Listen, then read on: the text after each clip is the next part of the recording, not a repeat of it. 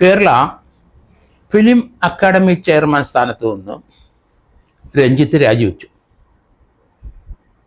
കുറേ ദിവസങ്ങളായി രഞ്ജിത്തിനെതിരായിട്ട് ചില ആക്ഷേപങ്ങൾ വന്നുകൊണ്ടിരുന്നു. ബംഗാളി സിനിമാ നടി ശ്രീലേഖ മിത്ര കഴിഞ്ഞ ദിവസം ഏഷ്യാനെറ്റിൽ ഓപ്പണായിട്ട് രഞ്ജിത്തിനെതിരായിട്ട് സംസാരിച്ചു. അതിനുശേഷം അവരുടെ ചാനൽ ചർച്ച ചെയ്ത് അവർ പറഞ്ഞ ആക്ഷേപം ശരി എന്നുള്ള രീതിയിൽ ഡോക്യുമെൻ്ററി സംവിധായകനും ബംഗാളിലെ സാധാരണഗതിയിൽ പോയി ഫിലിം ഒക്കെ ഷൂട്ട് ചെയ്തുകൊണ്ടിരിക്കുന്ന ജോഷി ജോസഫ് എന്ന സംവിധായകനും അത് ശരിവെച്ചു.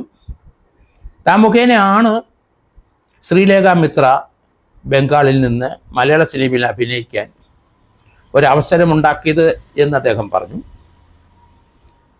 അദ്ദേഹം രഞ്ജിത്തിൻ്റെ ഫിലിം യൂണിറ്റുള്ള ഒരാളുമായിട്ട് ബന്ധപ്പെട്ടു.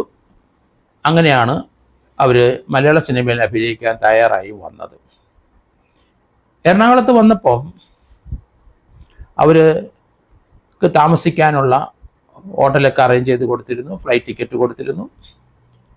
രഞ്ജിത്തിൻ്റെ ആ ഷൂട്ടിംഗ് സ്ഥലത്തെത്തിയപ്പോൾ അവിടെ അദ്ദേഹത്തിൽ നിന്ന് ഒരിക്കലും പ്രതീക്ഷിക്കാത്ത അനുചിതമായ ഒരു പെരുമാറ്റം ഉണ്ടായി.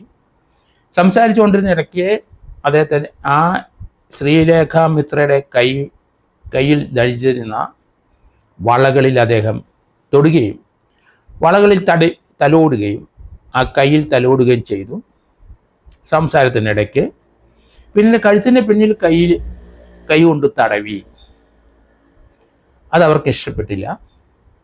ഒരു അനിഷ്ടകരമായ പ്രവൃത്തി ഇദ്ദേഹത്തിൽ നിന്നുണ്ടായി. അവരവിടുന്ന് മാറി തൻ്റെ ഹോട്ടലിലേക്ക് പോയി.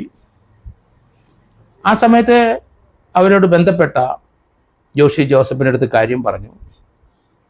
അദ്ദേഹം ഇവരുടെ അടുത്ത് ഓടിയെത്തി, അവരെ ആശ്വസിപ്പിച്ചു. അദ്ദേഹത്തിൻ്റെ വീട്ടിൽ വിളിച്ചുകൊണ്ട് പോയി. അതിനുശേഷം തിരിച്ചു പോകാൻ വണ്ടിക്കൂലി കൊടുത്തില്ല, അല്ലെങ്കിൽ ഫ്ലൈറ്റ് ടിക്കറ്റ് കൊടുത്തില്ല. അവരുടെ സ്വന്തം കയ്യിലെ പണം കൊണ്ട് അവർ മടങ്ങിപ്പോയി എന്നവർ പറഞ്ഞു. അവർ ഈ സംഭവം പറഞ്ഞുകൊടുത്തി ഇന്ത്യൻ പീനൽ കോഡിൽ അല്ലെങ്കിൽ പുതിയ ന്യായ സംഹിതയിൽ 75 പ്രകാരമുള്ള കുറ്റമാണ്. 354 IPC പ്രകാരമുള്ള കുറ്റം ചെയ്തിരിക്കുന്നു എന്നാണ് വെളിപ്പെടുത്തിയിരിക്കുന്നത്. അതിന് പോലീസിന് കേസെടുക്കാം. അവർ ഓപ്പണായിട്ട് വന്ന് പറഞ്ഞു കഴിഞ്ഞു അവർ ബംഗാളിലാണ്. പക്ഷേ തന്നോട് ഒരു നല്ല വാക്ക്, അങ്ങനെ പറ്റിപ്പോയി എന്നോട് ക്ഷമിക്ക് എന്നൊരു വാക്ക് പറഞ്ഞാൽ അവർ ആക്ഷേപത്തിൽ നിന്ന് പിന്മാറാൻ തയ്യാറാണെന്നും കൂടെ പറഞ്ഞു. അതൊരു നല്ല ലക്ഷണമാണ്. ഏതായാലും അങ്ങനെ അവർക്ക് തോന്നിയെങ്കിൽ തീർച്ചയായിട്ടും ഒരു ക്ഷമ പറഞ്ഞ് പിന്മാറുന്നതാണ് നല്ലത്. ഇപ്പോഴെന്തായാലും ധാർമ്മികതയെ ഊന്നി പൊതുജനങ്ങളിൽ നിന്ന് ശക്തമായ എതിർപ്പും പാർട്ടി അണികളിൽ നിന്ന് എതിർപ്പ് വന്നപ്പം രഞ്ജിത്ത് സ്വയം രാജിവെച്ചു. അതിൻ്റെ കാരണം എന്താണെന്ന് പറഞ്ഞിട്ടില്ല, എങ്കിലും രാജി കൊടുത്തു. രാജി അംഗീകരിച്ചോ ഇല്ലയോ എന്നറിയില്ല. പക്ഷേ അദ്ദേഹത്തിന് കഴിഞ്ഞ ദിവസങ്ങളിലെല്ലാം ആ സാംസ്കാരിക വകുപ്പ് മന്ത്രി സംരക്ഷിച്ചുകൊണ്ട് സംസാരിച്ചതൊക്കെ നമ്മൾ കേട്ടു. ഇദ്ദേഹത്തിൻ്റെ രാജിയെ തുടർന്ന് അദ്ദേഹത്തിനെ സപ്പോർട്ട് ചെയ്ത മന്ത്രിയും രാജിവെക്കേണ്ടി വരും എന്ന് ഞാൻ കരുതുന്നു. അതൊരു തുടക്കം തന്നെയാവും. പലരും ഇതേ രീതിയിലുള്ള ആൾക്കാർ മന്ത്രിസഭയിലുണ്ട്, അവരും രാജിവെക്കേണ്ടി വരും. ഏതായാലും രഞ്ജിത്തിൻ്റെ രാജി ഞാൻ പ്രതീക്ഷിച്ചില്ല. കാരണം അവർ ക്ഷമിക്കാൻ തയ്യാറാണ്. രഞ്ജിത്ത് അവരുടെ ഒരു നല്ല വാക്ക് പറഞ്ഞാൽ മതി. അതിലപ്പുറം ഒരു ഒഫൻസ് പറയുന്നില്ല. 354 IPC 75 ന്യായസംഹിത. 74, 75, 76 ന്യായസംഹിതയിലുള്ള കുറ്റങ്ങൾ ആണ് രഞ്ജിത്ത് ചെയ്തിരിക്കുന്നത്. അത് 1 വർഷം മുതൽ 3 വർഷം വരെയുള്ള തടവിൻ്റെ കേസെടുത്താൽ അത് ശിക്ഷിച്ചെങ്കിൽ 1 വർഷം മുതൽ 3 വർഷം വരെ തടവ് ലഭിക്കാം. ഒരു ഫിസിക്കൽ കോണ്ടാക്റ്റ് എന്തായാലും അനിവാര്യമായിരുന്നു, അതവിടെ ഉണ്ടായി. ആ കുറ്റത്തിനകത്ത് ഫിസിക്കൽ കോണ്ടാക്റ്റ് വേണം.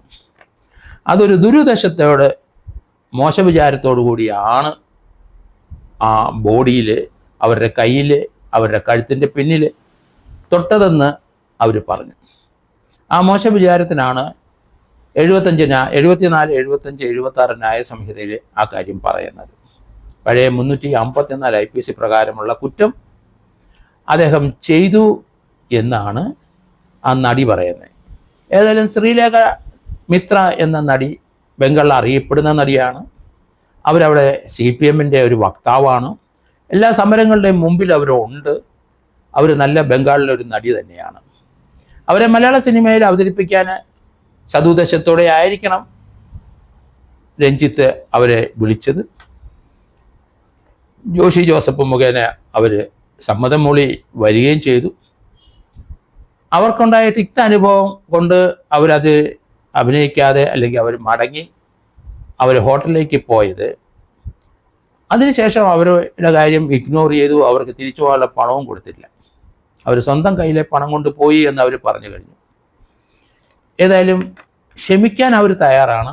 ക്ഷമ വേണം എന്ന് അവർ ആവശ്യപ്പെട്ടു.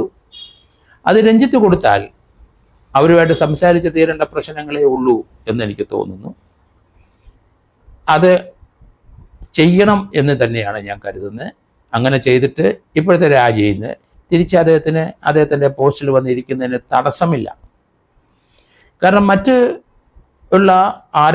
പലർക്കും എതിരായിട്ടുള്ള ആരോപണം 376 അല്ലെങ്കിൽ റേപ്പ് അല്ലെങ്കിൽ അറ്റംപ്റ്റ് ടു റേപ്പ്, കുറച്ചുകൂടെ അഗ്രസീവായ കുറ്റങ്ങൾ ചെയ്ത പലരും മലയാള സിനിമയിൽ ഇന്നും നിൽക്കുന്നു. ഏതായാലും WCCയുടെ 2017 ജൂലൈയിലുള്ള അവരുടെ ഗവൺമെൻറ് കൊടുത്ത റെപ്രസെൻറ്റേഷൻ ഫലമായിട്ടാണ് ഈ EMA കമ്മിറ്റി വന്നതെന്ന് നമുക്കറിയാം. അത് ഡിസംബർ 2019 ആ റിപ്പോർട്ട് ഗവൺമെൻറ് കൊടുത്തു. ആ റിപ്പോർട്ട് ഗവൺമെൻറ് ഏകദേശം 4-5 വർഷം പൂഴ്ത്തിവെച്ചു. അതിപ്പം വെളിയിൽ വന്നു. ഹൈക്കോടതിയിൽ അത് എത്തി മാറ്റർ. ആ ഒരു പൊതുകാര്യത്തിന് കേസ് ഫയൽ ചെയ്യുന്ന വ്യക്തി നവാസ് കൊടുത്ത പരാതി ഡിവിഷൻ ബെഞ്ച് അംഗീകരിച്ചു. ഈ കേസിൻ്റെ അൺസെൻസേർഡ് ആയിട്ടുള്ള ആ റിപ്പോർട്ട് മുഴുവനായും കോടതിയിൽ ഹാജരാക്കാൻ പറഞ്ഞു. അടുത്ത മാസം 10-ാം തീയതി കോടതി അതേപ്പറ്റിയുള്ള തീരുമാനം പറയും. അതിനകത്ത് 61 പേരുടെ സ്റ്റേറ്റ്മെൻറ്റും അതിനകത്തുള്ള EMA കമ്മീഷൻ്റെ നിഗമനങ്ങളും മമ്മൂട്ടി, മോഹൻലാൽ ഉൾപ്പെടെയുള്ള പലരും വന്നുപോയി അവരോട് സംസാരിച്ച വിവരങ്ങളും മലയാള സിനിമാ രംഗത്തിൻ്റെ ടെക്നിക്കൽ സൈഡിലും ഒക്കെ പ്രവർത്തിച്ചവർ, അതുപോലെ പ്രൊഡ്യൂസർമാർ ഉണ്ട് എന്ന് എനിക്ക് തോന്നുന്നു ചിലർ. മൊത്തമായി ആ കമ്മീഷൻ കണ്ടെത്തിയ മലയാള സിനിമയിലെ അവർക്കുണ്ടാകുന്ന പല ബുദ്ധിമുട്ടുകളും പ്രയാസങ്ങളും വൈഷമ്യങ്ങളും അവരോട് സെക്ഷലായിട്ട് മോശവിചാരത്തോടുകൂടി പലരും പെരുമാറുന്ന കാര്യങ്ങളും അതെല്ലാം ഉൾപ്പെടെ പരിഗണിച്ച ശേഷം ഒരു റിപ്പോർട്ട് ആണ് ഗവൺമെൻറ് കൊടുത്തിരിക്കുന്നത്. അത് ഹൈക്കോടതി പരിശോധിക്കും. പക്ഷേ ആ റിപ്പോർട്ടിലെ തിക്താനുഭവം ലഭിച്ച നടിമാർ, ചെറിയ നടിമാർ, വലിയ നടിമാർ, അങ്ങനെയുള്ളവരുടെ മൊഴികളുണ്ട്. അത് ഹൈക്കോടതി പരിശോധിക്കും. അത് ഇഗ്നോർ ചെയ്യാൻ കോടതിക്ക് കഴിയില്ല. അതിനകത്ത് 354 മുതലുള്ള കുറ്റങ്ങളായി പഴയ ഇന്ത്യൻ IPCയിലുള്ളത് 376 വരെയുള്ള കുറ്റങ്ങൾ ഉണ്ട്. പല നടന്മാരുടെയും പേരുകൾ ഇപ്പോൾ പുറത്തുകൊണ്ട് വന്നുകൊണ്ടിരിക്കുന്നു. തീർച്ചയായിട്ടും നമ്മൾ വിചാരിക്കുന്ന മഹാനടന്മാർ പലരും ഈ കേസിനകത്ത് ഇനി തുടർച്ചയായി പ്രതികളാകാനുള്ള സാധ്യത കൂടുതലാണ്. ഇപ്പോൾ കേരളത്തിലെ പ്രമുഖ നടന്മാരുടെ സിദ്ദിഖ് പെട്ടിരിക്കുന്നു, ദിലീപ് പെട്ടിരിക്കുന്നു, 2 പേരായി. ഇനി മഹാനടന്മാർ നമ്മുടെ സിനിമാ രംഗത്തുണ്ട്. അവർക്കെതിരായിട്ടുള്ള ആക്ഷേപങ്ങൾ വന്നുകൊണ്ടിരിക്കുന്നു. അത്ര ഉന്നതരായ ആ മഹാനടന്മാർക്കെതിരായി ആക്ഷേപം പറയാൻ ധൈര്യം കാണിക്കാതെ ധാരാളം സ്ത്രീകളുണ്ട് മലയാള സിനിമയിൽ. അവർ EMA കമ്മീഷൻ റിപ്പോർട്ട് പുറത്തു വന്നു, ഗവൺമെൻറ് ശ്രദ്ധയിൽ ഇത് വന്നിരിക്കുന്നു. ഹൈക്കോടതിയിൽ ഇതേപ്പറ്റി അത് മുഴുവൻ റിപ്പോർട്ടും പരിശോധിക്കുന്നു.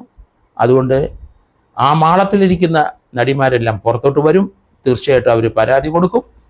ആ പരാതി അടിസ്ഥാനത്തിൽ മലയാളത്തിലെ സിനിമാ നടന്മാർക്ക് പലർക്കുമെതിരായിട്ട് കേസ് രജിസ്റ്റർ ചെയ്യേണ്ടി വരും. അതിന് തുടക്കം കുറിച്ചിരിക്കുന്നു. 2017 ദിലീപിൻ്റെ അങ്ങനെ ഒരു വലിയ സംഭവം ഉണ്ടായപ്പോഴാണ് ആ കേസ് വെളിയിലോട്ട് വന്നത്. അതേമാതിരിയുള്ള ഒരു കേസ് നമ്മുടെ മലയാള സിനിമയുടെ അമ്മയുടെ പ്രസിഡന്റ് ജനറൽ സെക്രട്ടറി സിദ്ദിഖിനെതിരായിട്ട് വന്നിരിക്കുന്നു. ഇനി അതിൻ്റെ പ്രസിഡൻ്റുണ്ട്, അംഗങ്ങളുണ്ട്, പല മഹാന്മാരും അവിടെ ഉണ്ട്. അവർക്കെതിരായിട്ടുള്ള കേസുകൾ തുടർച്ചയായിട്ട് വന്നുകൊണ്ടിരിക്കുന്ന കാഴ്ച നമുക്കിനി കാണാം എന്നാണ് ഞാൻ കരുതുന്നത്.